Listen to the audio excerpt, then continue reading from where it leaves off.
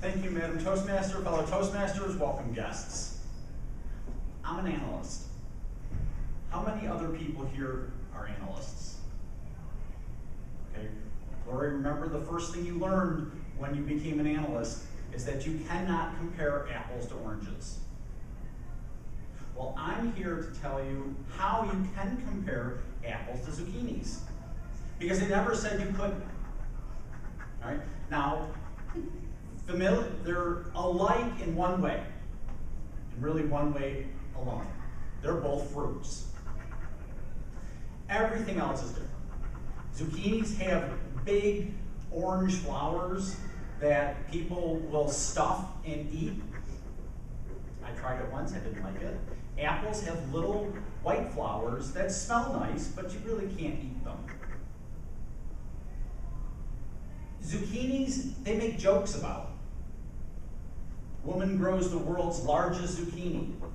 It's so huge that it won't fit in her Hyundai Elantra, and she has to roll the window down to get it to have it fit in, so it sticks out the window. And she goes to Wegmans, does her grocery shopping one day. She comes out, and somebody has committed the worst crime imaginable. They left her the world's second largest zucchini as well. No, people don't make jokes about apples. They name people after apples. They give them beloved names, you know, Johnny Appleseed. They name computers after apples.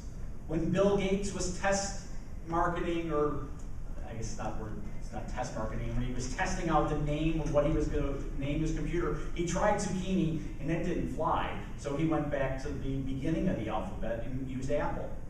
And there's another thing. You've got apple, begins with the letter A, first letter of the alphabet. And you've got zucchini, you know, the Z, the bottom of the alphabet.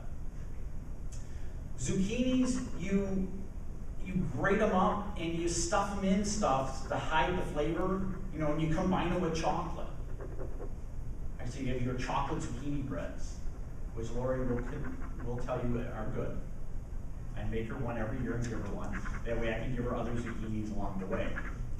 Apples, you don't really need to hide the flavor, although you can make candy apples, but you make applesauce and you eat apples right off the tree. You know, go try that with zucchini. Just pick it off the bush and just take a bite out of it. Nobody really likes that. So again, ways to compare apples to zucchinis. My definition is that you have one peck of apples equals one zucchini. Okay, so if you're going to do commodity trades, and the reason I say that is attempt to give away 2 zucchinis to someone. Unless they're family, they won't take 2 zucchinis. They'll take 1, but then they won't return your call. With apples, you can give them a peck of apples, which this year off my apple trees were the equivalent of 40 Gala apples, so they were smaller, or 20 of my Macs, which were about that big. When you try to give a second peck of apples, they're usually like, no, they're a little more polite. You know, no thanks, I'm good with that. You know, you give them to someone else.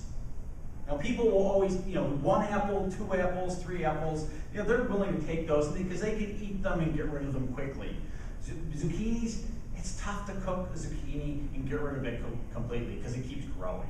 You know, because if you miss the zucchini in the garden, it gets to be that big. Whereas if you miss the apple on the tree, it could be that big or it could be that big. So it doesn't grow geometrically by day. So wrapping up, as an analyst, again, you cannot compare apples to oranges. But when comparing apples to zucchinis, remember, it's the 1-to-1 rule. It's 1 peck to 1 zucchini. Madam Toastmaster.